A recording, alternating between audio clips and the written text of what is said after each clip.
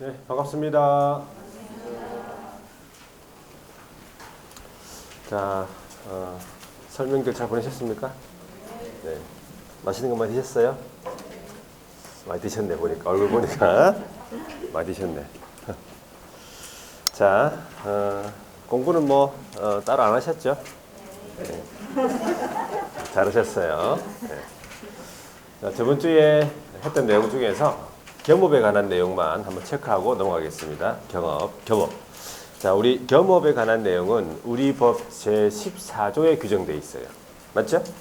그래서 법인이 할 수 있는 업무, 중개업 이외에 6가지 업무를 더 할 수 있습니다. 6가지 업무. 자, 첫 번째 업무가 뭐냐 하니까 상업용 건축물 및 주택에 대한 임대관리 등 부동산의 관리 대행. 맞죠? 그래서 상업용 건축물 및 주택에 대해서만 임대 관리가 되는 거예요. 임대 관리가 딱 명시가 돼야 되지 임대라든지 그냥 관리만 적혀 있으면은 할 수 없는 업무예요. 그리고 관리가 적혀 있다면 이제 대행이 들어가야 돼요. 뒤에 대행. 그래서 관리 대행.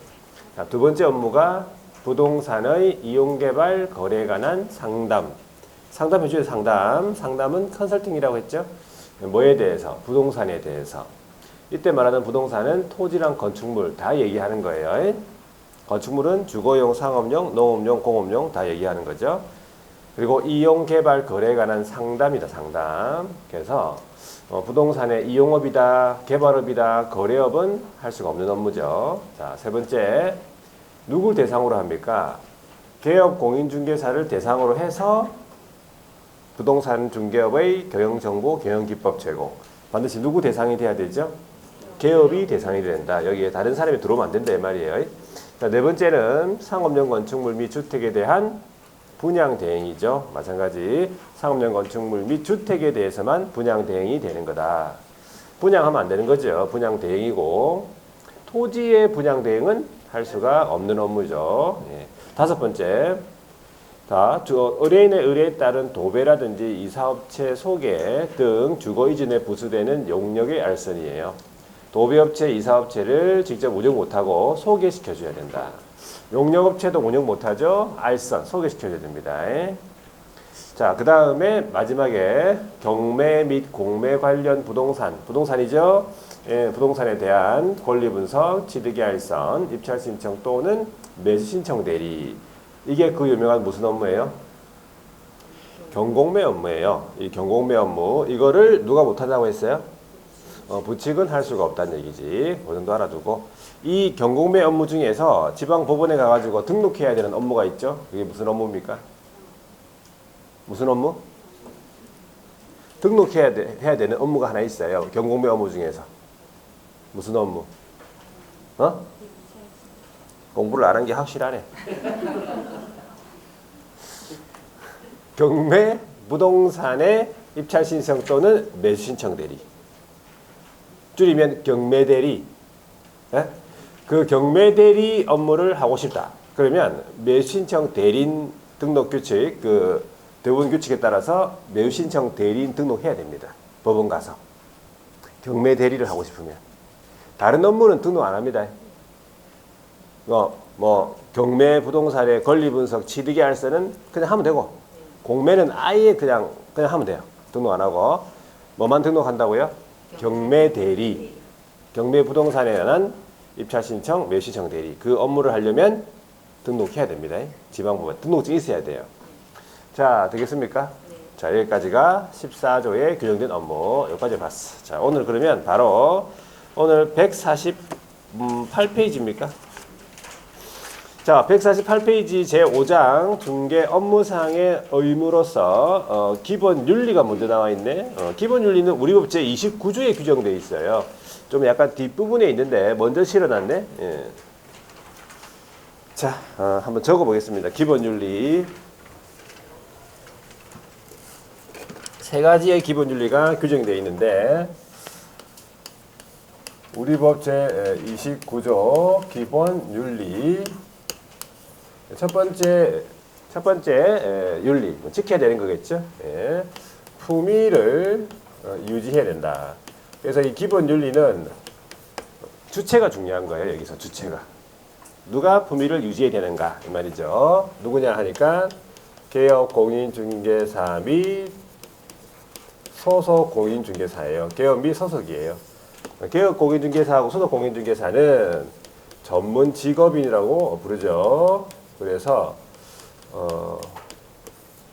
품위를 유지해야 될 의무가 있다 이 말이에요. 품위 유지. 전문 직업인이기 때문에 품위 유지. 그래서 주체가 누굽니까? 품위 유지해야 될 주체는 개업하고 소속이다 이 말이죠. 그러면 중개보조원은 품위를 유지할 필요가 있습니까? 품위 유지할 의무가 있냐고. 중개보조원은 있다 없다만 얘기하세요. 설명하려고 없어요. 없다고 깔끔하게 하셔야 돼. 중개보조원은 뭐 그래도 좀 있어야 되지 않겠나? 없어도 돼요. 그냥 중개보조원은 그냥 마음대로 하시면 돼. 그냥 밤 12시 이후에 막 술 먹고 돌아다니면 돼요. 그냥. 근데 개업하고 소속은 그러면 안 돼. 상당히 품위가 떨어져요. 그래서 12시 이후에 막 밖에 돌아다니면 안 됩니다. 자, 그래서 여러분들은 이제 아직까지 이제 개업도 아니고 소속도 아니잖아. 그러니까 마음대로 하세요. 마음대로 그냥 마음대로 품위 유지할 의무가 없으니까. 두 번째, 공정하게 중개 업무를 수행해야 된다 이 말이죠. 누가? 마찬가지 개업 공인중개사 및 소속 공인중개사예요.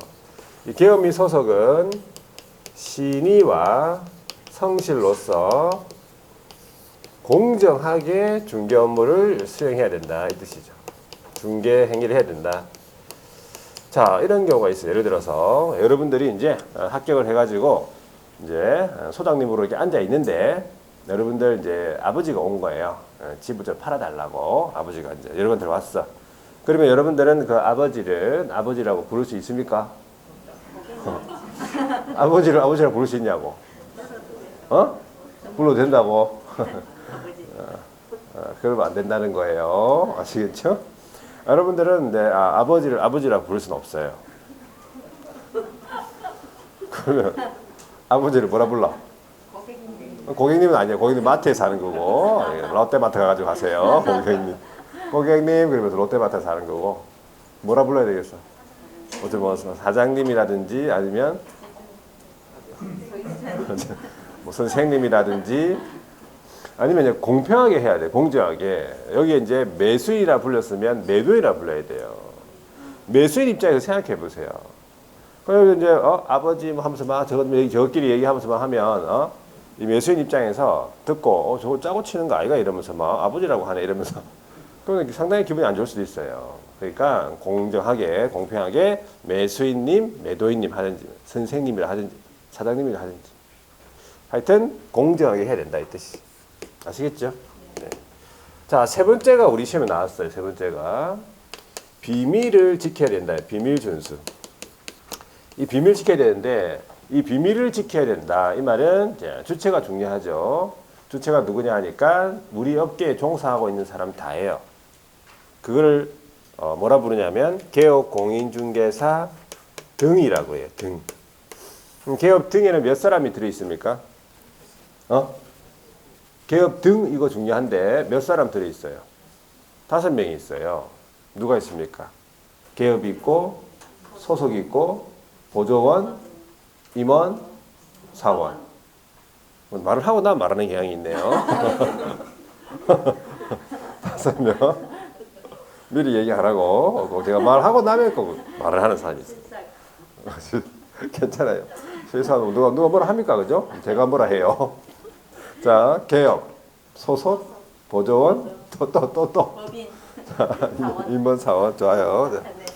자, 아주 적극적인 자세 괜찮습니다. 개업 등 기억하셔야 돼요. 요거는 개업 등은 항상 기억하셔야 돼요. 자, 개업 공인중개사는 업무를 하는 과정에 있어가지고 비밀을 알 수 있습니까? 알 수 있죠. 이 집은 누구를 위해서 구하는 건지, 그 다음에 이 자금은 또 어떻게 조달한 건지 이런 것들 뭐 등등 비밀이라고 볼 수 있는 것들 충분히 알 수 있죠. 이런 것들을 막 말하면 된다 안 된다? 안 되죠. 누설하면 안 돼요. 비밀을 누설하면 안 돼.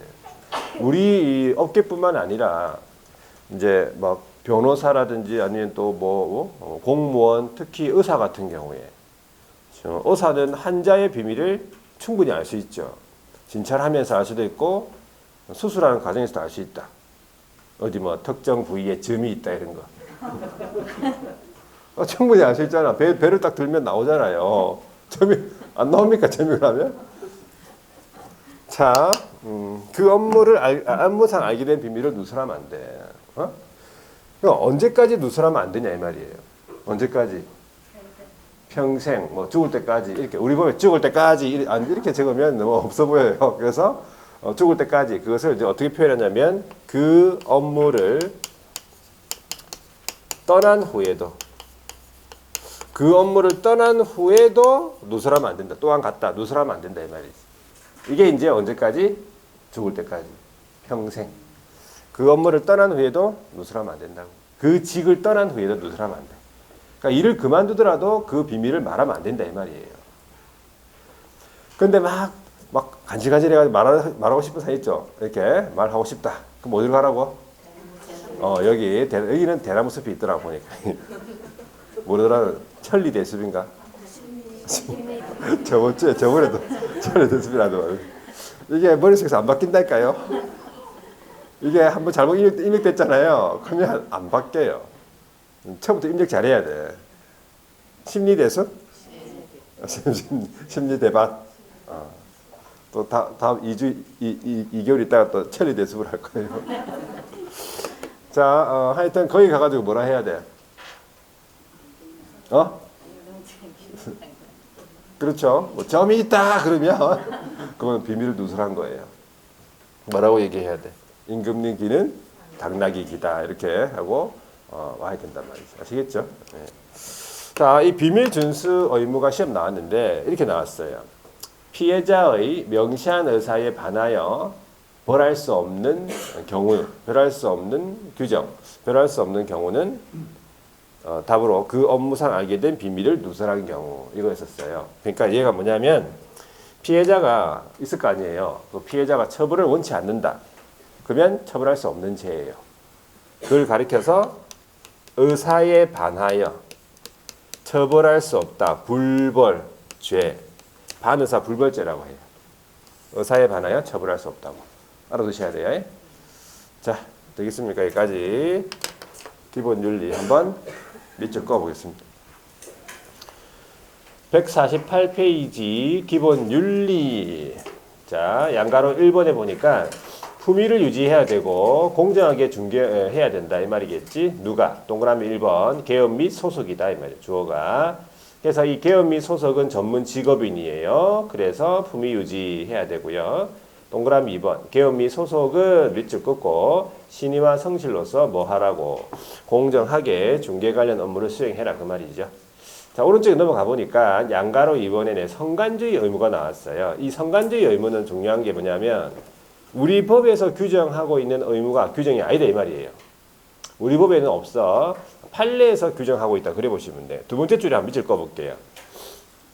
성간주의 의무라 함은 보통의 주의력을 가진 행위자가 그가 속하는 지위 등에서 통상적으로 가져야 할 주의 의무다 보시면 되고. 그래서 동그라미 2번에 보니까 이 선량한 관리자로서의 주의 의무는 판례에서 인정하고 있는 의무라고 보시면 돼. 자, 그 다음에 이제 비밀 준수로 가볼건데 비밀 준수는 주어가 누굽니까? 개업 등이다 이 말이죠. 밑줄 꺼볼게요. 개업 등 어떻게 하면 안 되지? 그 밑에 줄에 업무상 알게 된 비밀을 누설해서는 안 된다. 그리고 언제까지? 그 밑에 그 업무를 떠난 후에도 또한 같다. 계속 유지해야 된다. 누설하면 안 된다 이 말이겠지. 그런데 예외는 있습니다. 예외가 뭐냐 하니까 동그라미 기억 거래상의 중요 사항이다. 이 말은 반드시 고지해야 될 사항이다. 중대한 하자 같은 거라든지 아니면 확인 설명해야 될 사항이다. 이런 것들은 말해야죠. 그래서 이런 사항들하고 그 다음에 한 장을 넘겨보시면 의뢰인이 승낙을 했다. 말해도 좋다. 그죠? 승낙을 해버렸으면 더 이상 비밀이 아닐 거니까 예외가 될 것이고 동그라미 2번에 보시면 타법상의 예외로서 국가기관이나 세무공무원의 세무조사라든지 아니면 법원의 증인으로서 선서를 하고 출석을 했다. 그러면 비밀이 아니겠죠. 그래서 예외가 있다는 걸 좀 알아두시고, 자, 그 다음에 제재가 있는데 제재는 넘어가시고, 그 다음에 비밀 준수, 그 다음 동그라미 2번 있죠. 거기 제재 부분에 보면 동그라미 2번 비밀 준수 의무를 위반한 처벌은 비밀 누설죄는 피해자의 의사에 반하여 벌할 수 없다. 이것이 반의사 불벌죄다 이 말이에요. 되겠습니까? 자, 됐고 이제 제2절 중개계약상의 의무. 자, 이 중개계약은 두 가지가 규정되어 있어요. 일반 중개계약, 전속 중개계약. 그래서 한번 적어보겠습니다. 여기서 이제 중개계약이라고 하면 여러분들 누구하고 체결되는 겁니까? 중개계약은요. 이 중개계약은 누구하고 체결됩니까? 누구?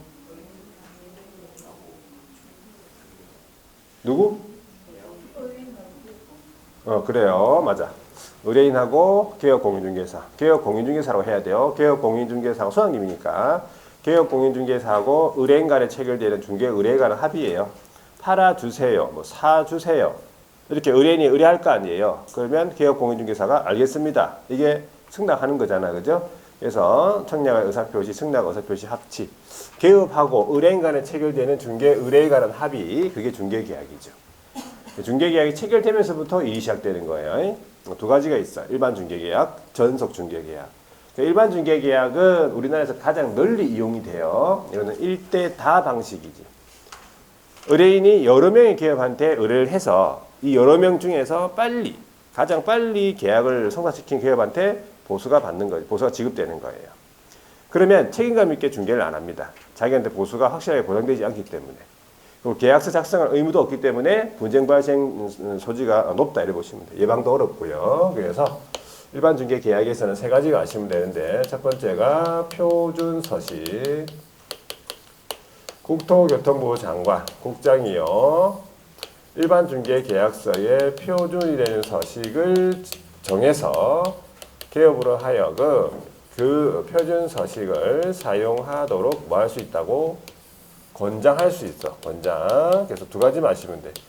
표준 서식을 정하는 사람이 누굽니까? 국장이라는 것은 표준 서식 정하는 사람 국장이에요. 예, 그 자리 국장. 그 다음에 권장할 수 있으니까 그 서식을 권장하고 있는 서식을 사용할 의무가 없는 거지. 권장할 수 있으니까 사용 안 해도 된다 이 말이에요. 그럼 그 서식이 우리 법에 있습니까? 우리 법에 표준 서식이 있어요. 표준 서식 있습니다. 몇 호 서식? 14호 서식으로 규정이 되어 있어요. 별지 서식 14호 서식으로 일반 중개 계약서라는 서식이 있다고 그 서식을 사용할 의무는 없다 이 말이에요. 두 번째 가볼게요. 계약서 일반 중개 계약서 작성에 대한 임의석이네. 임의석. 자, 의뢰인이 자기가 의뢰한 내용이 있을 거 아니에요. 의뢰 내용을 어떻게 하기 위하여? 명확하게 하기 위해서 기업한테 가서 계약서를 좀 작성합시다 라고 요청할 수 있다 이 말이죠. 이 요청에 대해서 이 기업공인중개사가 반드시 수락할 의무는 없다. 거절해야 된다 이 말이죠. 근데 실무에서는 거절하겠습니까? 씁시다. 그러면 어떻게 하겠어? 당장 갖고 오죠. 지금 막 인장 다 발라가지고 지금 집에 가야 되는 상황인데 지금. 그죠? 당장 갖고 오겠지? 자, 근데 거절할 수 있다. 거절할 수 있는 이유가 우리 법에서 요청에 대해서 반드시 수락해야 된다라는 규정이 없어요. 아무 말이 없어요. 그러면 안 해도 되는 거예요. 자, 그 다음에 이제 세 번째가 뭐냐 하니까 필수 기재사항. 이게 뭐냐? 일반 중개 계약서를 작성하죠. 그러면 반드시 넣어야 될 사항이 있어요. 이 네 가지 사항이 있단 말이에요. 반드시 기재해야 될 사항. 이게 이제 암기법이에요. 암기. 근데 여기 첫 번째 암기 사항이죠. 그러니까 필수 기재 사항이 이제 일단은 규정되어 있는 이유. 왜 필수 기재 사항이 규정되어 있느냐? 아무 종이에 작성해도 되기 때문에 그래요. 일반 중개계약서 14호 서식 사용할 의무 없죠. 그리고 아무 종이에 작성해도 되기 때문에 필수기 예상이 규정되어 있는 거예요. 그렇죠? 요거만 집어넣고 그냥 아무 종이에 쓰라 이 말이지. 뭐 A4에 쓰든지 이면지, 신문지 쓰든지 뭐 급하면 휴지에 쓰든지 이것만 집어넣고. 그래서 이 필수기 예상이 반드시 외워두셔야 돼요. 자, 4가지가 있습니다. 첫 번째가 중개 대상물의 위치 및 규모. 위치랑 규모를 반드시 기재가 돼야 돼요. 중개 대상물의 위치랑 규모. 위치, 규모. 상태의 자료, 상태 같은 이런 것들을 필수적으로 기재하는 게 아니고 위치랑 규모. 두 번째, 거래 예정 가격입니다. 자, 세 번째가 이 거래 예정 가격에 따른 중개 보수. 네 번째가 개업하고 의뢰인이 지켜야 할 준수 사항. 뭐 이런 것들 반드시 기재가 돼야 된다. 4가지. 그럼 이걸 외워줘야 되겠네, 그죠? 이거 이제 일반 중개 계약서 필수 기재 사항 이렇게 암기하시면 돼요. 그 암기법이 있어요. 암기법은 자 여기 중개 대상 물이 있죠. 여기 중개 대상 물건의 물. 그래서 위치랑 규모를 일단 기억합니다. 중개 대상 물건, 그 다음에 거래 예정 가격, 중개 보수 수, 그 다음에 준수 사항 준 해가지고 읽어보면은 물가 수준이 되는 거예요. 물가 수준. 그래서 일단 물가 수준으로 외워. 물가 수준이라는 단어는 좀 별로 어렵지 않잖아, 그죠? 물가 수준 이걸 외워. 그다음 물가 수준이 뭔지 모르면 안 될 거 아니에요. 물가 수준은 일반 중개 계약서 필수 기재 사항이다. 하여튼 제목하고 그 암기 코드 있죠. 일단 그걸 먼저 해요. 안에 거 뭐 몰라도 돼. 안에 거를 일단 몰라도 돼요. 그냥 물가 수준만 하세요. 일단은. 그리고 물가 수준이 일반 중개 계약서의 필수 기재 사항이다. 이것까지는 해줘야지. 제목하고 연결은 돼야 돼요. 그것까지 해줘야 돼. 안에 이거 뭐 준수사항이니 이건 나중에 하면 돼. 이건 나중에 금방 나와요. 일단 물가 수준을 외우세요. 집에 가서든지 어디 가든지 물가 수준 계속 얘기를 하세요.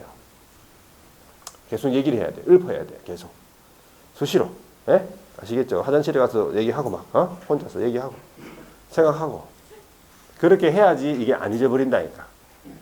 생각을 자주 해야 돼. 생각을. 물가 수준이 뭐라고요? 일반 중개계약서 필수 기재사항. 제목하고 그것만 연결해 주세요. 일단은 암기하는 그 순서가 있어요. 순서가. 이걸 외우려고 하면 안 돼. 지금요. 자, 그래서 일반 중개계약은 여기까지고 그 다음에 전속 중개계약은 일반 중개계약하고 서로 반대입니까? 반대예요. 일반 중개계약하고 반대가 전업중개계약이라고 보시면 돼. 전업중개계약은 1대1 방식이죠. 특정 개업을 정해서 그 개업에 한하여 중개가 이루어지는 방식이에요. 그럼 책임감 있게 중개하겠네. 보수가 보장되니까.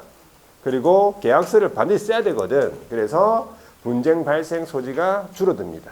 예방도 되고. 자, 그래서 전속 개업 공인중개사는 1대1 방식이니까 의무가 발생이 되는데 그 의무가 4가지입니다. 일단은 4가지 의무가 발생된다는 거지. 첫 번째 의무가 뭐냐니까 반드시 뭘 해야 돼? 계약서를 작성해야 될 의무가 있다 이 말이에요. 일반 중개 계약 같으면 계약서 작성 안 해도 되죠. 근데 전속 중개 계약은 반드시 계약 체결되면은 작성해야 돼요. 계약서를. 두 번째는 작성된 계약서를 일정한 기간 동안 보존도 해야 된다라는 거지. 그리고 의뢰받은 중개대상물 정보를 원칙적으로 공개를 해야 됩니다. 그리고 업무가 지금 어떻게 처리되고 있는지 업무 처리 상황을 일정한 주기별로 통보를 해줘야 돼요. 4가지가 누구의 의무? 전속 개업의 의무라는 거지. 당연히 의무를 위반하면 제재가 있어요. 자, 그런 제재들은 그 의무가 조금 확실히 되면 금방 암기법을 통해서 붙여주면 돼. 자, 계약서를 작성해야 되는데 그렇다면 아무 종이에 그냥 작성하면 되느냐? 그건 아니에요. 얘는 필수 기재사항만 넣고 아무 종이에 쓰면 되죠. 근데 얘는 아무 종이에 쓰면 안 된다 이 말이에요. 그 의무 위반이에요. 어디다가 써야 되느냐 하니까 표준 서식에다가 반드시 작성이 돼야 돼요. 표준 서식을 이용해서 계약이 체결된다 이 말이지. 표준 서식이 몇 호입니까? 몇 호? 15호예요. 15호. 14호는 일반중개 계약서고 15호가 전속중개 계약서예요. 반드시 15호 서식을 써야 된다. 이 15호 서식 안에 있는 내용을 수정하거나 삭제하면 안 돼. 합의를 해서 둘이 합의해가지고 넣을 수는 있어요. 합의해서. 근데 거기 있는 거 삭제하면 안 된다고요. 자, 몇 년 동안 보존하래요? 3년 동안 보존하래. 그리고 정보 공개를 원칙적으로 해. 아무 말 없으면 해야 돼요. 언제까지? 계약이 전속중개 계약이 체결된 날로부터 며칠 이내? 7일 이내 공개해. 어디다 공개하냐면 부동산 거래 정보망 또는 일간신문. 또는이니까 둘 중에 한 군데죠. 둘 중에 한 군데만 공개하면 되는 거예요. 물론 둘 다 공개해도 관계없지. 둘 다 공개할 의무는 없는 것이고 둘 중에 한 군데만 공개하면 되는 거죠. 근데 의뢰인이 공개를 원하지 않는다. 이게 비공개예요. 비공개 요청이 있게 되면 당연히 공개하면 안 되겠습니까? 안 되죠. 그러니까 원칙적으로는 공개예요. 아무 말 안 하면 공개해야 돼. 공개를 했죠. 그럼 공개했다고 지체 없이 문서로 통보해야 돼요. 공개했다고 의뢰인한테 지체 없이 문서로 통보하고 공개를 원하지 않으면 공개하면 안 된다 이 말이에요. 자, 업무 처리 상황에 대한 통보. 주기가 2주 1회 1회 이상. 그것도 어떻게 통보합니까? 문서로 통보해요. 2주일에 1회 이상 문서로 통보해요. 통째로 기억하셔야 돼. 2주일에 1회 이상이에요. 2주일에 2회 이상 아니에요. 2주일에 1회 문서로 통보도 틀렸죠. 이상이 빠지면 안 되겠고 문서로 통보해. 문서로 통보. 자, 팩스 됩니까? 팩스 안 되고 팩스로 통보해 주는 거 안 되나? 팩스가 뭐지? 팩스 몰라요? 팩스 밀리. 팩스 몰라? 종이 아니에요? 팩스 용지 아니야? 팩스 용지 종이 아니에요? 종이로 날아가는 거 아니에요? 팩스를 모르는가 보네. 팩스 종이로 날아가요. 종이. 그죠? 팩스 됩니다. 어차피 문서니까 그것도. 전화 되겠죠? 전화로 통보. 안 된다고. 전화로 통보하는 거예요. 문서로 통보하는 거. 서면으로 통보하는 거. 서면으로. 뭐 카톡으로 하면 안 되나? 안 돼요. 안 돼. 물어보더라고 또 막. 될 것 같은데. 간단한 거는 일단 카톡으로 해줄 수도 있겠죠. 근데 법적으로는 문서로 통보하래요. 카톡은 문서는 아니잖아. 그렇죠? 자, 하여튼 문서로 통보로 이걸 기억하시라고. 통째로. 2주일에 1회 이상 통보하는데 통보 방법에 제한이 없다. 틀렸죠? 통보 방법에 제한이 있어. 문서로 통보하래요. 자, 이게 전속 계약 의무. 이제 의뢰인의 의무로 가볼게요. 두 번째가 의뢰인의 의무. 자, 크게 두 가지 의무가 있어요. 첫 번째가 위약금 지불 의무. 위약금이 뭐예요? 위약금 뭐예요? 위약금 알잖아 이거는. 뭐라고? 그렇죠. 약속을 위반했어 이 말이에요. 약속을 어겼잖아요. 그때 내는 돈이에요. 위약금. 두 가지가 있어. 위약금 지불해야 되는 게, 위약금조로 지불해야 되는 게 두 가지가 있어요. 첫 번째가 유효 기간이 아직 남아 있다고. 근데 이제 의뢰인이 딱 보니까 이 개업공인중개사가 좀 마음에 안 들어. 막 천천히 늦게 하고 니적니적. 그래가지고 일단 다른 개업공인중개사를 찾아간 거예요. 그래가지고 의뢰까지는 괜찮아. 의뢰까지는 괜찮아요. 물어보도 못하나? 그죠? 물어볼 수 있죠. 의뢰까지는 괜찮다고. 의뢰까지만 했다고 해가지고 막 위약금 주고 그런 거 아니에요. 의뢰까지는 괜찮은데 뭐가 돼야 돼? 네, 거래한 경우에요. 거래가 돼버리면 안 돼요. 그거는 배신인 거예요. 배신. 네, 유효기간이 아직 남아있잖아. 나름대로 계획 잡고 하고 있는데 유효기간 동안 기다려줘야지. 왜 거래가 하냐고. 배신이죠. 완전 배신했죠. 완전 배신했으니까 얼마를 위약금주로 줘야 되느냐 하니까 최초에 지불하기로 했던 거 있죠. 지불하여야 할 중개보수가 있었을 거 아니에요. 200만 원이면 200만 원. 그 전부에 대해서 위약금주로 줘야 되는 위약금주. 100%지 100%. 되겠죠? 자, 하나 더 있어요. 이것도 유효기간. 유효기간이 아직 남아있는데 이번에는 어떻게 했냐면 전속개혁공인중개사가 열심히 일을 했어. 그래가지고 소개시켜 준 거예요. 상대방은 전속개혁공인중개사의 소개로 알게 된 상대방과 그러면 전속개업을 끼고 해야 되잖아요. 거래를. 근데 전속개업을 어떻게 했다고?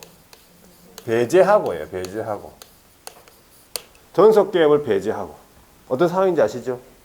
전속을 같이 끼고 해야지. 전속이 일을 다 했잖아요. 소개시켜줬잖아. 그러면 전속 끼고 같이 거래해야지. 전속을 배제했다 이 말이지. 이런 상황을 우리는 네 글자로 뭐라 한다고? 이런 상황을. 그래서 저것끼리, 저것끼리 다 처먹고 뭐 이런 거. 그렇죠? 좀 나눠먹도 안 하고 막 샤인머스켓 혼자 다 처먹고. 우리 실장님. 삶을 혼자서 막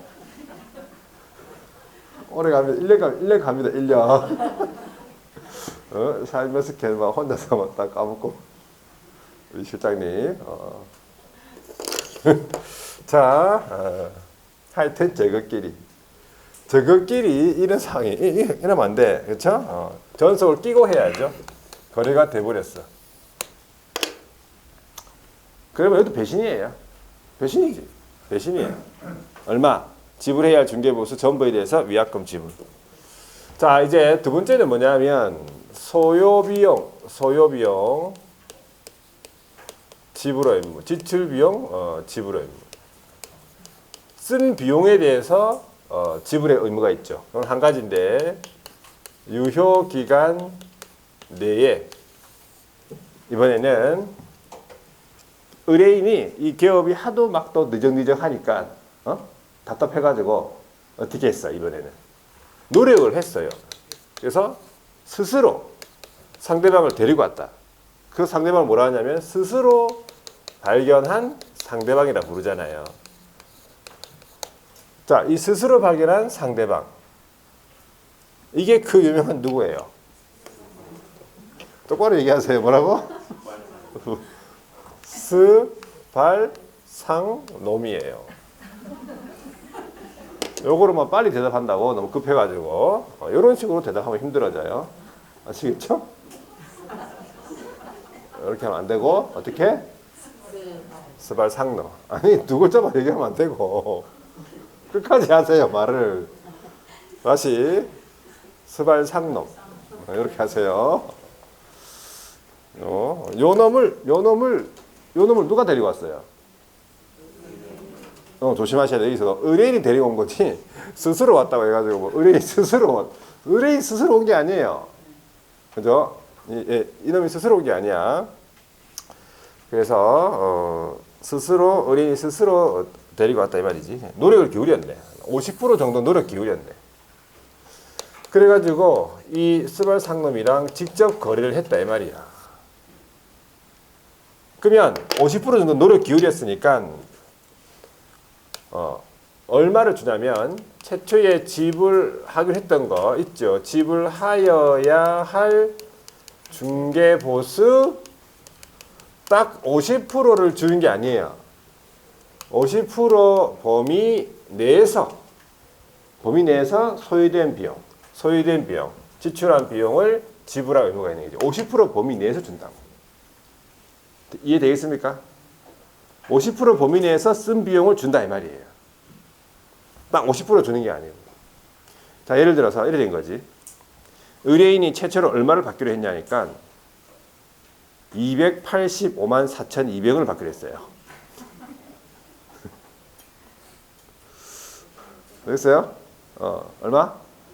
285만 2,400원. 아까 말한 게 똑같은 거 모르겠다. 다시 해볼게요. 285만 4,200원? 할 때마다 틀리다. 다시 285만 4,200원 을 받기로 했단 말이에요.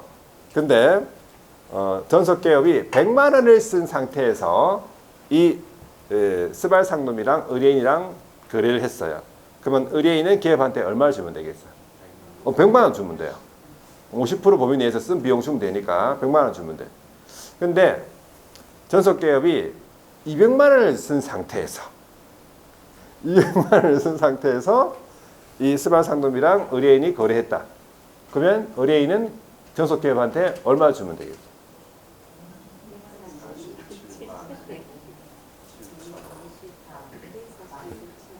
나도 몰라요. 한 반 땡 주면 되겠어요. 아까 얼마? 285만 4,200원에서 반 주면 돼. 지금 반보다 더 많게 쓴 상태죠. 그러니까 50% 범위 내에서 줘야 되니까 그 범위 내에서만 주면 돼. 50%가 더 넘게 썼더라도, 그죠? 자, 그래서 그것도 모의고사 때 한번 쭉 나와. 금액은 이렇게 안 나오겠지. 그렇죠? 200만 원을 받기로 했다, 300만 원 받기로 했다, 이렇게 나오겠지. 자, 그 다음에 이제 세 번째입니까? 유효 기간이 나오는데, 유효 기간은 원칙이 뭐가 되겠어요? 원칙은 3개월이에요. 3월이에요. 근데 이제 예외적으로 약정을 하잖아, 그죠? 약정을 하게 되면 약정한 기간에 따르는 거지. 약정한 기간이 우선이 된다 이 말이에요. 약정을 하면 약정 기간이 우선이다. 되겠죠? 약정. 원칙은 3개월. 아무 말 안 하면 몇 개월이에요? 3개월이. 아무 말 안 하면 3개월이에요. 법에 3개월 돼 있으니까. 근데 우리는 2개월로 하자. 그러면 좀 빨리 2개월로 하자 그러면 2개월 되는 거고, 느긋하게 천천히 6개월 하자 그러면 6개월 되는 거지. 자, 이제 한 가지가 있네. 자, 네 번째가 뭐냐 하니까 정보 공개 사항이다. 우리 이제 전속기업 의무 중에 세 번째 의무가 있죠. 정보 공개해야 될 의무. 계약 체결부터 7일 이내에. 그럼 어떤 정보를 공개해야 되는가? 이게 이제 암기법이잖아요. 어떤 정보를 공개해야 되는가? 자, 의뢰받은 중개대상물에 관한 정보가 있을 거 아니에요. 그 정보 중에서 어떤 정보를 공개를 해야 되는 건지 계약 체결했을 때 9가지가 있어요. 자, 첫 번째가 뭐냐 하니까 그 중개대상물을 특정하기 위한 사항이다. 그 특정하기 위한 사항은 우리가 이제 기본적으로 소재지, 지번, 지목, 면적, 종류, 구조, 용도, 방향, 건축 연도 이런 건데 이거를 제목을 붙이면 특정 사항이 되는 거예요. 그러니까 여러분들 결과적으로는 특정 사항을 먼저 하고 그 다음에 나중에는 제가 방금 얘기했던 소재지, 지번, 지목, 면적, 구조, 용도, 방향, 건축 연도 이런 것도 알고 있어야 돼요. 이런 거는 나중에 하면 돼요. 먼저 중요한 건 특정 사항이 먼저 생각나야 돼요. 일단은 자, 두 번째는 정보를 공개해야 될 사항이죠. 그러니까 순서적으로 뭐가 먼저 나왔냐 하니까 벽면이 나와. 상태 자료가 먼저 나와요. 상태에 관한 내용이. 그래서 벽면이 먼저 나오고 좋은 순서가 벽면하고 도배 상태가 먼저 나와요. 정보 공개. 이거는 정보를 공개하는 거지 막 설명하는 게 아니죠. 이거 설명사항입니까? 일단은 정보 공개하는 거잖아요. 지금 정보망 또는 일간시민에다가 공개해 놓는 거잖아요. 그리고 이제 의뢰인들이 막 보는 거잖아. 그러니까 뭐 설명하는 게 아니에요. 정보 공개. 세 번째가 그 다음에 나오는 게 보면은 수도라든지 전기, 가스, 소방, 열 공급, 승강기, 배수, 오수, 폐수, 쓰레기 처리 상태 같은 거 이거는 우리 중개상물의 내 외부에 있는 시설물입니까? 맞죠? 수도, 전기, 가스, 소방, 열공급, 승강기, 오수, 폐수 이런 거 그 중개사물 내 외부에 있는 시설물 맞죠? 네 번째. 그 다음에 입지 조건. 도로, 대중교통수단과의 연계성이라든지 시장, 학교와의 근접성이라든지 이런 걸 입지라 그래요. 다섯 번째. 환경 조건은요. 일조라든지 소음이라든지 진동 같은 거. 여섯 번째가 권리관계가 이제 나와요. 권리관계. 소유권, 지상권, 지역권, 전세권, 임차권, 저당권 같은 거. 일곱 번째가 공법상의 이용 제한, 거래 규제. 자, 여덟 번째 거래 예정 금액. 얼마지? 거래 예정 금액. 아홉 번째 공시지가. 자, 이 아홉 가지가 전속중개 계약 체결했을 때 정보 공개 사항이다. 이걸 암기해야 되겠죠? 어렵지 않습니다, 이거. 우리가 평소에 지금 많이 그래도 알고 있던 내용들이에요. 다 보면. 자, 이 중에서 주의해야 될 게 두 가지가 있어요. 주의해야 될 거. 첫 번째는 권리관계인데, 그 중개 대상물의 권리관계, 뭐 임차인이 있다, 아니면 저당권이 설정되어 있다, 요까지만 공개해야 돼요. 거기 보면은 임차인의 성명 주소, 저당권자의 성명 주소 같은 인적 사항이 있을 거 아니에요. 인적 사항은 공개하면 된다, 안 된다? 공개하면 안 돼. 공개 사항이 아닌 거지. 인적 사항은 공개해서는 안 된다. 이게 맞는 말이에요. 인적 사항은 공개하지 아니할 수 있다 하면 틀렸어요. 공개하지 아니할 수 있는 게 아니고 공개하면 안 되는 사항이에요, 얘는. 되겠습니까? 자, 그다음 공시지가 있죠, 공시지가. 자, 공시지가는 임대차의 경우에는 임대차는 공개하지 아니할 수 있다. 이걸 생략 가능. 임대차는 생략 가능이에요. 임대차의 경우에는 공개하지 아니할 수 있는 거지. 뭐 공시지가는. 임대차의 경우에 공개해서는 안 된다. 그럼 틀린 거예요. 공시지가. 맞죠?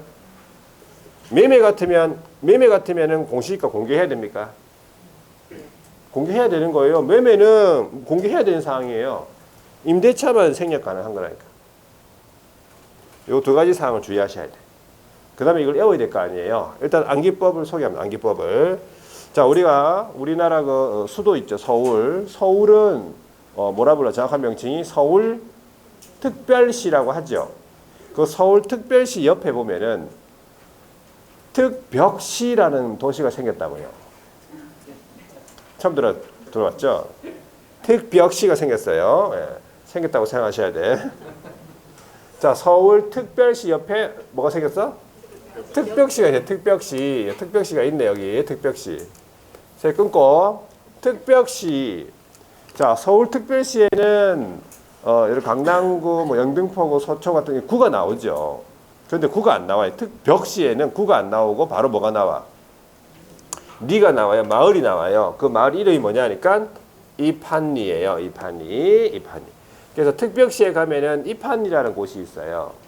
그 이판리에 가면은 아주 좋은 땅이 있다. 그 땅의 이름이 뭐예요? 공금지. 그래서 공금지라는 땅이 있다. 이렇게 생각하시면 돼요. 그래서 세 개씩 끊어가지고 암기하셔요. 세 개 끊어가지고 특벽시, 이판리, 공금지. 그러면 이 9개를 금방 외워요. 여러분들이 항상 이제 또 가면서도 특벽시, 이판리, 공금지, 전서중개 계약 체결 시 정보 공개 사항 이렇게 해가지고 이 정도 이렇게 암기를 하고 가세요. 되겠습니까? 특벽시, 이판리, 공금지. 특벽시에 가면 이판리가 있고 거기 안에 아주 좋은 땅, 공금지가 있다. 이렇게 생각하셔야 돼요. 여기에서 일어나는 일, 특벽시 이판리에서 일어나는 일이에요. 이 스토리가. 아시겠죠? 그래서 이걸 기본적으로 기억하고 있어야 돼. 특벽시 이판리를 항상 떠올리셔야 돼. 되겠죠? 이게 뭡니까? 특별시 이판리 공금지가 전서중개계약 체결했을 때 정보공개 사항이다. 이렇게 암기하고 있어요. 자, 그래서 여기까지 한번 밑줄을 꺼볼게요. 50페이지에 중개계약, 자, 150페이지 중개계약상의 의무라고 해서 중개계약이 뭐냐 하니까 첫 번째 줄에 중개 의뢰인이 기업한테 가가지고 중개를 의뢰하죠. 그러면 개업공인중개사가 이제 승낙을 합니다. 거기에서 이루어지는 기업하고 의뢰인 간의 계약이다 이렇게 보시면 돼요. 그 중개계약이죠. 자, 그래서 이러한 중개계약은 거기 밑에 성격이 좀 있는데 민사중개계약이죠. 민사중개라고 보시면 돼요. 민사, 상사가 아니고 민사. 낙성분류식이죠. 의사표시 합치만 있으면 되고 형식이 없다. 유상 쌍무계약이죠. 서로 대가적인 채무를 부담한다 보시면 되고 그 밑에 줄에 임의적 계약이죠. 반드시 해야 되는 그런 의무적으로 해야 되는 계약이 아니라 이 말이고 제일 마지막 줄이 양가로 2번 두 번째 줄에 위임계약과 유사하다 이 말이죠. 위임계약이 아니고 위임계약과 유사하다. 민법에 나오는 전형계약 중에서 위임계약과 가장 유사하다. 자, 오른쪽에 이제 일반 중개계약은 세 가지만 아시면 되는데 첫 번째 양가로 1번 자, 불특정 다수의 많은 기업한테 의뢰한다. 1대 다 방식이라고 생각하시면 되고 자, 2번에 보시면 양가로 1번 일반 중개계약서 작성 요청이죠. 의뢰인이 의뢰 내용 명확하게 하기 위해서 세 번째 줄에 계약서를 씁시다 라고 작성 요청할 수 있다 이 말이죠.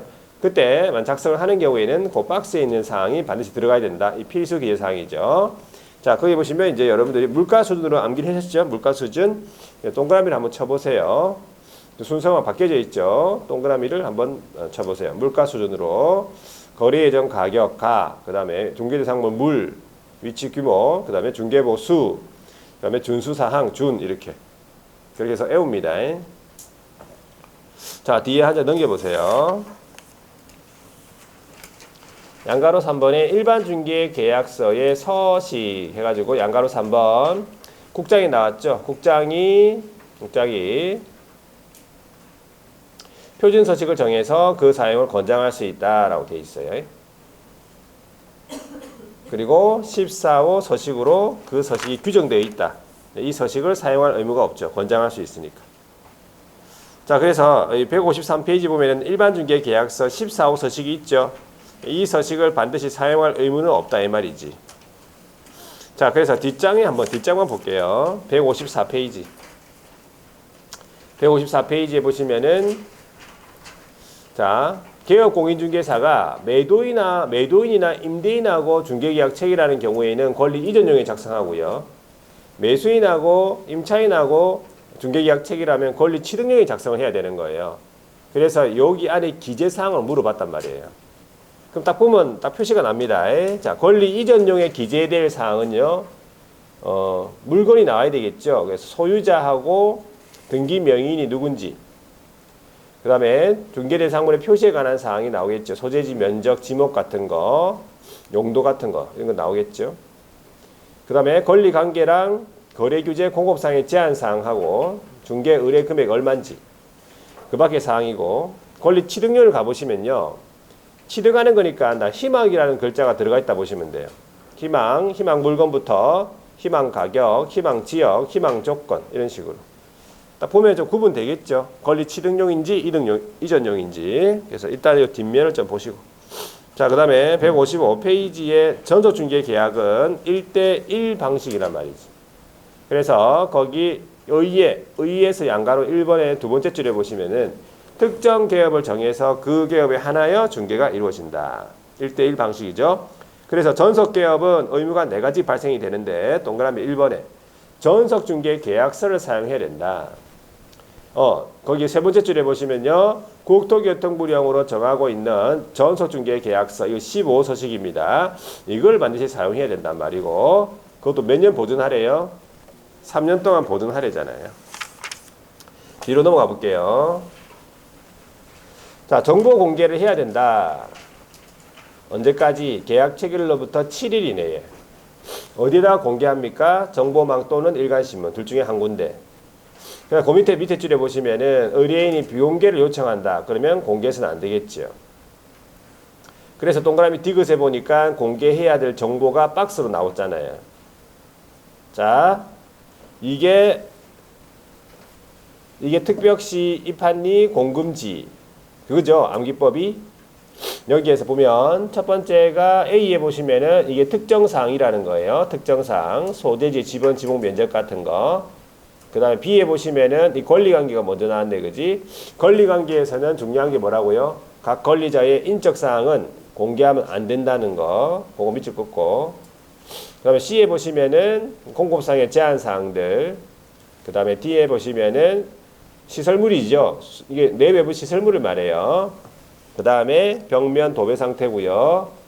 그 다음에 입지 조건이죠. 도로, 대중교통, 시장, 학교 입지 조건이고, 그 밑에 1조 소음, 진동, 환경 조건이죠. 그 다음에 마지막에 거래 예정 금액 있고, 그 옆에 바로 공시지가 있어요.